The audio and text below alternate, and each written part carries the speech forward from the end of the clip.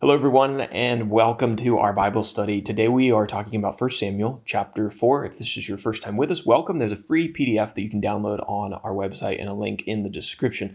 There's some other books and links down there as well you might want to check out, including a link to my wife's work as a functional medicine provider. So check that out if you haven't already.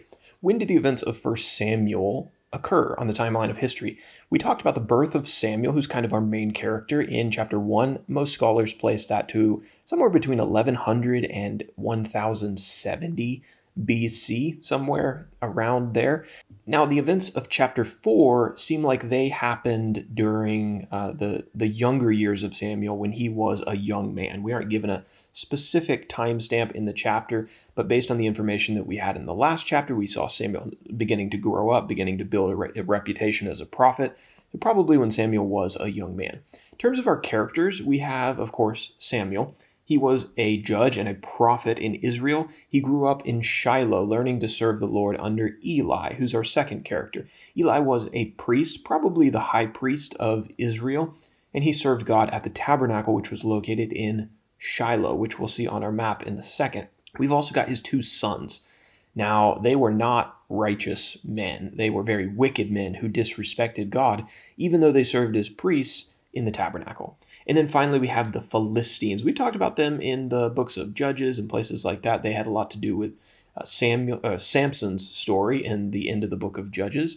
But the Philistines were the longtime enemies of the Israelites, and they inhabited the cities near the coast of the Mediterranean Sea, cities like Gath and Gaza and Ashkelon. The Israelites should have tossed them out when they conquered the promised land. God told them to, but they failed to do it, which is part of the reason that they have to fight them in this chapter.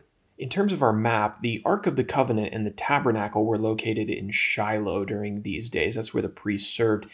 We're going to talk about a battle between the Israelites and the Philistines in this chapter. The Israelites were camped at Ebenezer, and the Philistines were camped at Aphek, which you'll see at the northwest border of the land of Ephraim. Over on page 2, the first section, verses 1 through 11, the Philistines take the Ark of the Covenant. The Israelites went to battle against the Philistines, and they lost 4,000 men in the battle.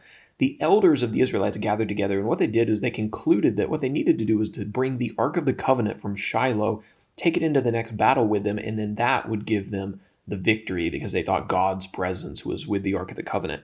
So the Ark of the Covenant was brought from Shiloh, and it was accompanied by Hophni and Phinehas. Great. You can probably see where this is going. When the Philistines heard that the Ark of God was in the Israelite camp, they were actually terrified because they had heard the stories of what the God of Israel had done to the Egyptians during the time of Moses. However, they mustered their strength and they went to battle against Israel anyway, and they defeated them quite handily. They killed 30,000 Israelites, including the two sons of Eli, Hophni and Phinehas, and they captured the Ark of the Covenant. Our second and final section in this chapter is verses 12 through 22, the death of Eli. There was a Benjaminite man who fled from the battle with the Philistines, and he came to Shiloh and reported the results to the people that were there. And when the people heard what happened, they cried out with a great lament. This Benjaminite man then went and found Eli to give him the news, and we're told at this point that Eli was very old and that he was blind. We're told he was 98 years old, which would have been incredibly old for these days. First, he told Eli that Israel had been defeated. Second, he told him that his two sons had been killed. And then third, he told him that the Ark of the Covenant had been captured. And when Eli heard about the Ark of the Covenant, he fell backwards on his chair, broke his neck, and he died. The text tells us that he had been a judge in Israel for 40 years. And the chapter concludes with us being told that Eli's pregnant daughter-in-law, the widow of Phinehas, when she heard the news about the death of her husband, about the death of her father-in-law, and about the capture of the Ark of the Covenant, she went into labor with this child that she was carrying. She died after the delivery, but a son was born to her, and before she died, she named her son Icabod, saying, quote, "The glory has departed from Israel, for the ark of God has been captured."